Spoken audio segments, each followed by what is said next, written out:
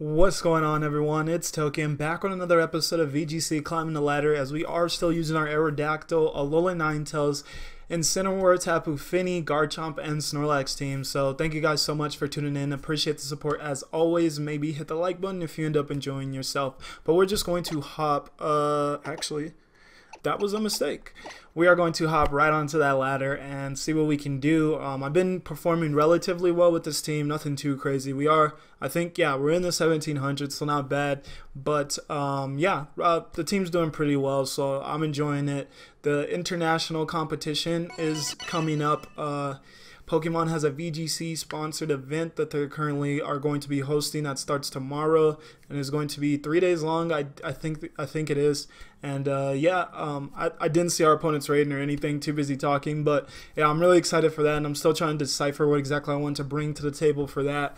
Might end up bringing this team, I don't really know yet, but we'll see exactly what I end up choosing to bring. We do run into a opponent, and their team is going to be Dragonite, Arcanine, Togedemaru, Pelipper, Tapu Lele, and Tapu Fini. So interesting to see the Lele Tapu Fini duo. Can't remember the last time I've actually seen that. Togedemaru is really annoying. Like I really do. I dislike I dislike this team against Togedemaru because one of our only like Pokemon that are like faster and really can. It's really an annoyance for so many reasons. It's faster than Garchomp, so if I go for sub, it can on-course on the sub. It's annoying for a lot of reasons. I need to get a team in though, and exactly what I'm thinking is I like Ninetales with fake out pressure, so we can fake out Togedemaru, or Togedemaru has to choose to go for a fake out. I do like Garchomp, and do we actually leave Snorlax on the bench for this one though? That doesn't seem wise. For some reason that doesn't seem wise. We're going to do it. We're going to do it, and we'll see exactly how this one goes. I did not see my opponent's rating or anything though. Maybe that's better off, because sometimes you do underestimate or overestimate your opponents based on those ratings. So maybe it's better off that I didn't see that rating. But yeah, I want to have a little bit more discussions going on when we do have these episodes, so that there's a little bit something more to look forward to. So I definitely will be checking your guys' comments on this question I'm about to ask. But are any of you guys partaking in the international competition?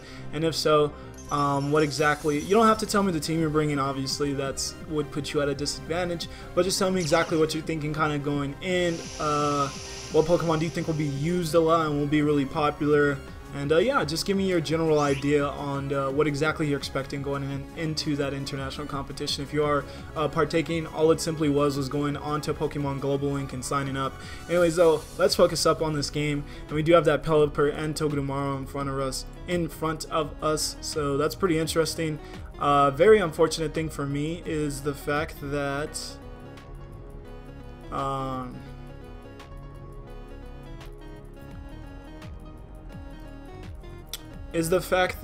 Togedemaru is faster than my Incineroar, so we can get faked out here and Wadrium Z'd into, but I think that's kind of a poor play on my opponent's end if they do choose to go for that, and they actually do choose to go for that, so I like that. We'll see. Oh, alright, that was a huge mistake on my part. I actually wasn't paying close enough attention and didn't realize that we weren't actually in Auroraville, so that was actually a huge misplay on my end, but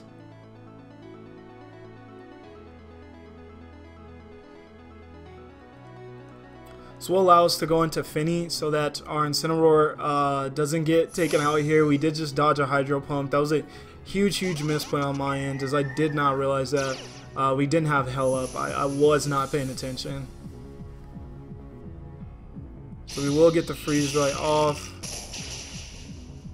on Pelipper, and that brings it all the way down to its Sash. Do get a Poison Jab from Togedemaru into Alola Ninetales. We should tank that, and we do. And a Hydro Pump into Fini, and my opponent misses again. They miss again.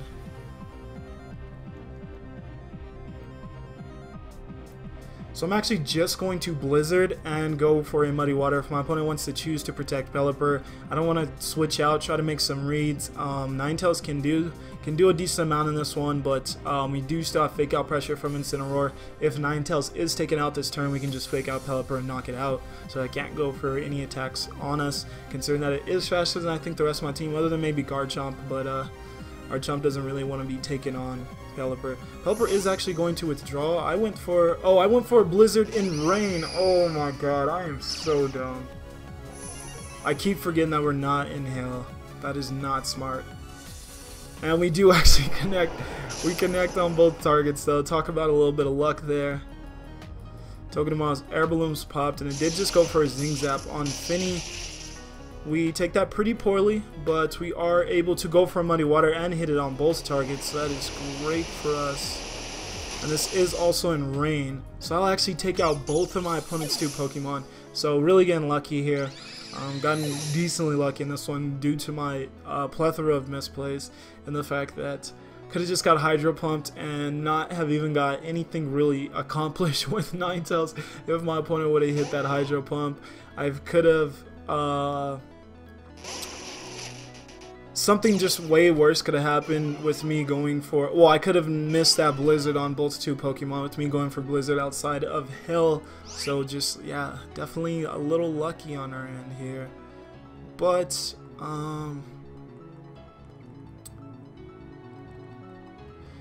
here, I still don't want to make any crazy predictions. I do know my opponent can just protect Pelipper, and they can go for a Wild Charge on our Tapu Fini if they are a offensive Arcanine. But I see the match was actually just forfeited, so our opponent just forfeits. That was a weird game. My apologies on those misplays. Actually going to pay more attention to the game than speaking, but yeah, that opponent just forfeits. So we do start off the episode with a win, which is always nice. But yeah, a little bit more on the international competition now that I know I can speak.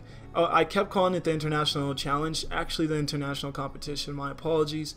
But, or I think either or. I'm not really sure which exactly it stands for, to be completely honest. But, yeah, just kind of let me know your general idea going into the international competition.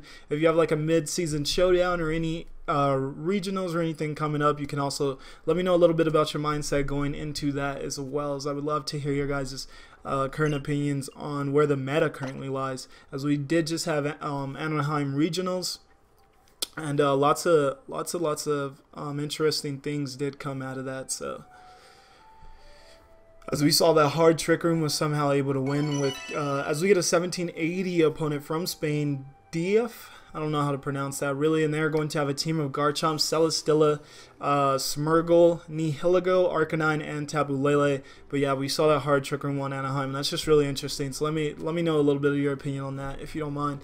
But yes, let's just focus up, and this time I can't protect that, so no, I won't. No, I won't be leading that.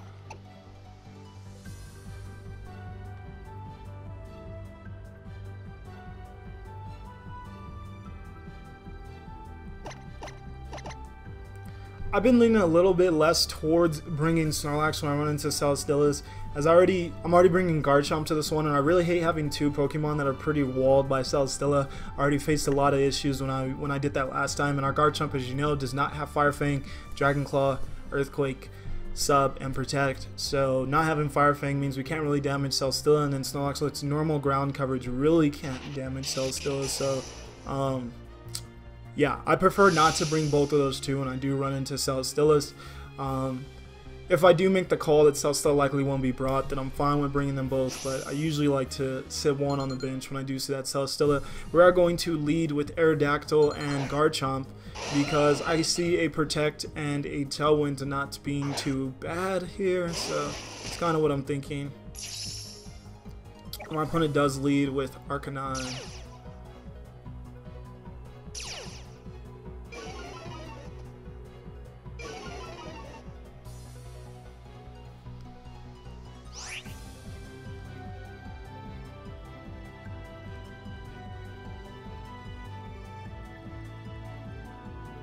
So what's really interesting here is the fact if my opponent has Spore on their Smeargle or not. I'm willing to chance if they have that or not on their Smeargle. I'm willing to chance that, see if they have it. If they don't, they don't. If they do, they do. I can still play around it. This turn I'm going to protect Garchomp just to scout for that Sport and to scout for a Fake Out maybe onto our Garchomp slot. And I will just go for Tailwind with Aerodactyl, as my opponent was smart and they did know to fake out the correct threat, so not bad on my opponent's end. Smeargle will get its Moody and its special attack does raise, but its defense drops. Not sure that'll actually matter much in the long haul.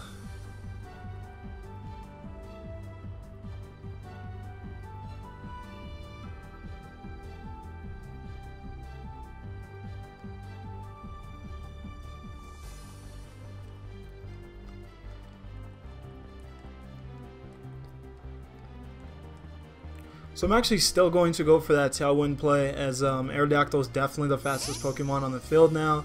If my opponent goes for Spore, that's a little bit of a ballsy play, but it's not a bad play. Smeargle actually just goes for Follow Me, which is fine by me. I switched in Incineroar to maybe take a Psychic, but to also take the Moonblast from Lele, if that's what it went for on Garchomp. And just from the, as we do have a Psychium Z, so this is likely targeted on Incineroar, as I do think a regular Psychium Z would have took out Aerodactyl if it was. Yes, it doesn't affect Incineroar. I love to see that. I love predicting those. That is amazing. That is great to see. Alright, and then Smeargle's defense falls a tad bit more, so not bad for us. What we can do now is we can Snarl. And yeah, we can Snarl and Rock Slide. I doubt my opponent will predict that and go for Wide Guard, as they do just go for Follow Me. So that's perfect. We'll be able to knock down this Lele's special attack, at least by a stage, depending on if we hit the Snarl, and we do hit Snarl, and we do also take out Smeargle. I wasn't sure that'd take it out, so that's great for us. And that prediction, I love that prediction. Oh, and Lele actually gets flinched, so that's awful for my opponent. Seems like RNG is coming a little bit back for us after we've had pretty bad luck with RNG previously, especially when I was using Edu and Noex Dallas Regionals winning team, or Edu and Drew's Dallas Regionals winning team. When I was using that, I was getting hexed out of a lot of games, and it just really made me feel bad because I wanted to perform well with the team, but sometimes that's just not the way the cookie crumbles. However, though, I do think it would be in our best interest to double target Nihilego here. So that is exactly what I'm going to do, and I'll see if that is enough to take out Nihilego. I got a crit a while back on Nihilego, and I was actually able to take it out. This is a Scarf Nihilego, though, and we'll go for that Power Gem. That will not take us out because we are Soul Vested, and we can take those Power Gems. So we'll see how much a Flare Blitz now does to Nihilego, if it takes it out. If not, we'll see exactly what happens. It is enough to take out Nihilego. We will take a decent amount of recoil. And we'll see if my opponent went from like a Dazzling Gleam or something with their Lele, and we'll see if they don't get flinched again. They don't get flinched, and they do go for that Dazzling Gleam. So pretty solid turn, I would say, for us, as we got rid of a huge threat in Nihilego. And that's a huge thing I love about Incineroar, is the fact that it can actually live, if it's at the correct amount of health, it can actually live a Nihilego's Power Gem, which is which a lot of Pokemon, especially if it's Life Orb, a lot of Pokemon really cannot live those powerful attacks coming from Nihilego. So it's very nice to have a Pokemon that is those powerful, super effective hits, because it gets the Hidden Power Ice for pretty much anything that's 4 times weak to Ice, and then it gets the Sludge Bomb, Stab, Sludge Bomb, and then the Stab, Power Gem, Rock Poison. That is amazing coverage, and then also having Ice. So a lot of Pokemon that are weak to that get hit super effectively by those moves can't live a hit, but Incineroar can, and I love that about Incineroar. So here we will just go for a Muddy Water, and we will also just go for a Rock Slide. And that should wrap up the game. We'll see if my opponent has like a Wild Charge Arcanine or not, and we'll see if they get flinched at all by either of these two, by Rock Slide. We're actually faster than both of them. That's really interesting to me. It's definitely a bulkier Arcanine then. It should take out Lele, though, since we are Specs, and it actually takes out Arcanine too, so that is GG to another opponent. And we're not even at or we're barely approaching that 15-minute mark of this episode of VGC Climbing the Ladder, so that is really nice. That is really, really nice. I really like the way we played that one. So not bad.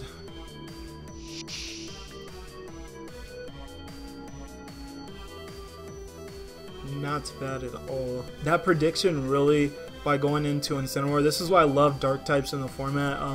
I really do. Well, I'm not a huge fan of dark types, considering that they are weak to, if they don't have a typing that resists fairy, then they're really weak to fairies, and there's so many fairies in the format. But if they have a secondary typing like Incineroar has, like Muck has, that does resist fairies, so then fairy is neutral on them, that is really nice from taking on Tapu Lele. It's really nice for taking on Lele, because then if you can predict which Pokemon your opponent's going to go for that Psychium Z on, you can get that Pokemon in and completely be immune and have them waste their Z move, which is so huge. Z moves are a huge part of this meta, and to be able to avoid one is a huge deal. It's a very big deal. It can be extremely game changing, as I do think it was pretty game changing in that game right there. We will just hop into another though, so we'll see how a third battle goes. You can see how many games I've recently been racking up. I'm enjoying it though. I'm loving getting all this practice in now. Hopefully I can use this at a regionals. It's looking like I'll only be able to attend one regionals this year, but at least one, especially if I'm able to perform well at that regional. That'd be awesome. I'm trying to kind of connect with a few friends and try to get one of my friends to maybe be more willing to like help make the trip a little bit less expensive on me by maybe attending the event with me, or at least just going out of town with me. So we'll see exactly how that goes. But unfortunately for me, I don't really have many in real life friends who are interested in Pokemon, so it's a little hard, but my friends are really supportive of the channel, which is something I definitely don't take lightly. I really do appreciate that. But we are having a little search here. It's taken a while for us to get an opponent. I want to get that 120th game and try to end this episode on a high note. I have been hearing a lot of people say that they've been struggling to find opponents on Battle Spot, so we may be experiencing that for the first time. I experienced it a little bit earlier, but not much. We do get a 1599 opponent from Portugal. Alright, and they're going to have a QR team of Alolan Ninetales, Tapu Fini, Arcanine, Garchomp, Tapu Koko, and Kartana. So, this is one huge flaw of the team, is that it's extremely Kartana weak. A well-played Kartana can run through this team, as it's really overwhelming for this team. And Kartana's like the one slot Pokemon against, one of the few that's not actually a fighting type against Snorlax. And on top of that, Arcanine is usually a solid answer, but our fire type that we're rocking out with is Incineroar, who is weak to the Sacred Sword of Kartana's. Excuse me, sorry about that. But yeah, since Incineroar is weak to Kartana's Sacred Sword, it makes him much more interesting to play around. This is going to force me to lead Aerodactyl Incineroar. It's kind of my go-to lead when I'm a little afraid of my opponent bringing Kartana, because it allows me to fake out Kartana if it's in the first slot. Few things can OHKO Incineroar other than like Garchomp and like really powerful physical ground hits or really powerful water type hits. Few things OHKO Incineroar, so it allows me to fake out something. The other Pokemon can attack into Incineroar or Aerodactyl. Aerodactyl has its focus sash, so it'll live. I can get up Tailwind, and then I can threaten out the Kartana. I'm not sure what I want as the last Pokemon, but I am going to go with Snorlax in this particular matchup. Have been leaning a little bit away from Ninetales and going my Aerodactyl. I have seen more success in doing that, but at the same time, when I get into favorable positions with Aurora Veil, it's really hard for my opponent to come back. So definitely going to try to incorporate Ninetales as much as I can in these next few, in any remaining battles. Garchomp is an interesting lead on my opponent's end.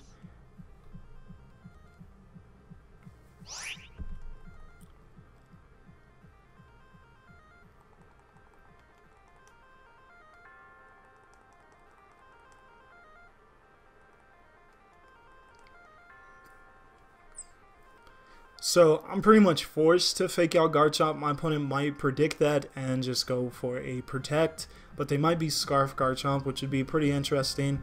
so they wouldn't be able to protect. But after Tailwind, they would still outspeed our Incineroar, as Incineroar is pretty slow, and even with the Tailwind doesn't outspeed a lot of Scarfers. So we will just fake out Garchomp, and we will just go for that Tailwind. We will take the rough skin damage, and we'll have to see if Tapu Koko Thunderbolted Aerodactyl or Incineroar, or if it just went for a Dazzling Gleam, which would be the best play. Did actually go for a Discharge, so that's definitely my opponent's best play. Makes sense that why they went with this lead. We'll see if we get paralyzed. We do not get paralyzed, it looks like, on either Pokemon. We do not, so that's good at least.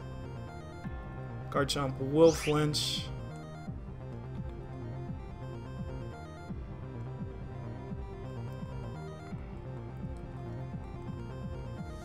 So now the interesting thing here is, what exactly does my opponent do with Tapu Koko? That is what I'm mostly concerned about as of right now. Considering this Garchomp can be Scarf too, I really don't have a switch in right now. I really don't. So unfortunately, I really can't afford to lose both of these Pokemon in this turn. I really can't afford for that to happen. So instead, I'm actually going to switch out Aerodactyl for...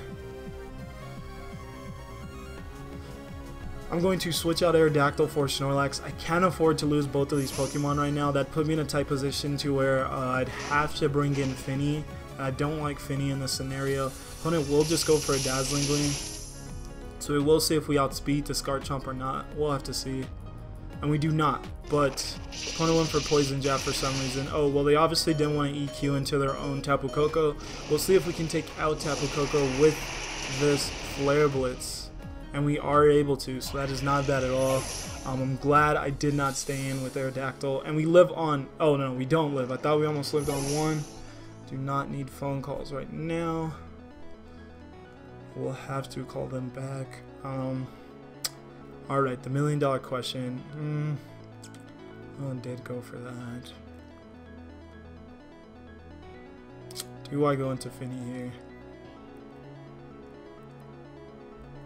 Yeah, I'll go into Finny. If we have a bad matchup, I will just switch into Aerodactyl, but we'll see. We can live one, I think, Ground DMZ, so not terrible. Oh no, I should have went into Aerodactyl, and I knew I had a real big hunch just thinking that I should have went into Aerodactyl.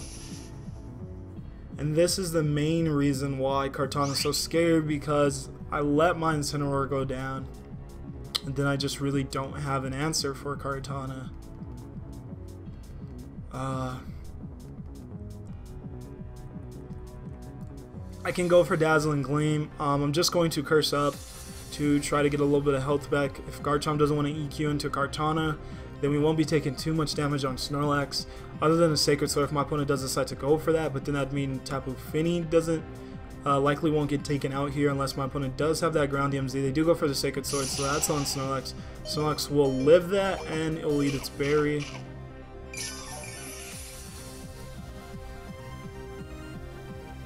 We do go for the Dazzling Gleam. We do outspeed Garchomp. But Garchomp lives.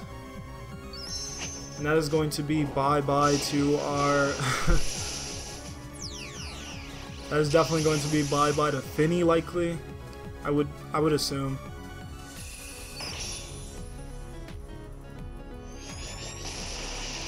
No, it's actually on Garchomp. So I mean, it's actually on Snorlax.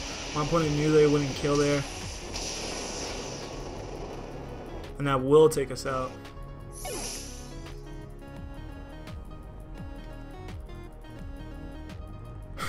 Okay. So, the only way I think we kind of win this is if this is Scarf Kartana, and if we have a favorable matchup on whatever is left in the back on my opponent's team, because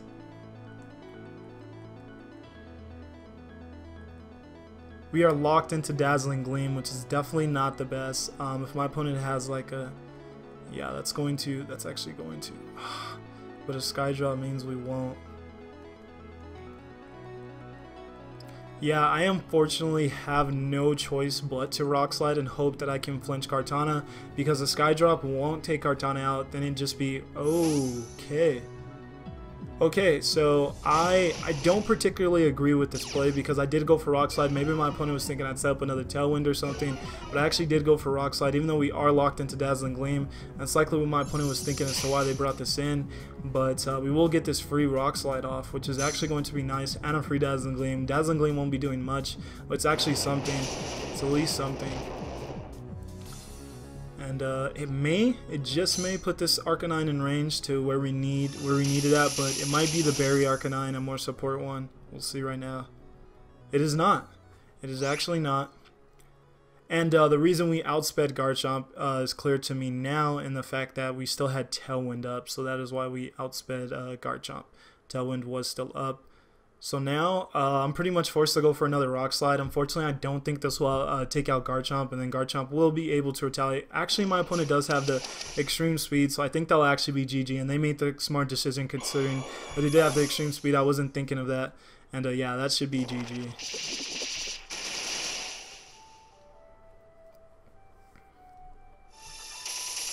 So yeah, with Kartana, I have to play Incineroar really smart, and I'm still adjusting to doing that. I need to play Incineroar extremely smart when I face Kartana, as it's really my only real solid answer to it, especially if it's like a Scarf variant, because then it outspeeds Ninetales, and Ninetales is like my only other way of getting like really solid damage on Kartana, without it already pressuring us like really heavy and forcing me to make plays that aren't favorable. So that Leaf Blade will take us out. So GG's to our last opponent. We did at least get 2 wins in this episode, so not bad at all. It is so hot in this room right now. I need to open a window so bad, but obviously didn't want to do that during the video. Thank you guys so much for tuning in into today's episode of VGC Climbing the Ladder. I hope you guys are enjoying the team. It's a little bit more creative and not as standard as usual, but Snorlax has really risen in usage, so I guess maybe it is a little bit standard considering how many people are using Snorlax now. But I hope you guys are enjoying the team either way. And I will see you guys in the next VGC Climbing the Ladder episode. For now, though, I'm going to get the heck out of here. Peace out. Have a good one.